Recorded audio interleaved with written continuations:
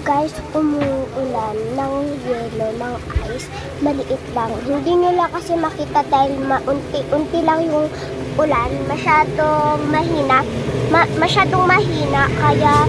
kaya hindi mo makikita yung ice. Pero kanina ang lakas, sobrang lakas. Tapos may mga yelo-yelo, kaganito kaliit. Grabe guys.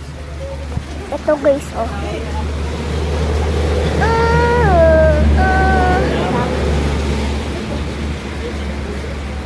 Wait lang guys.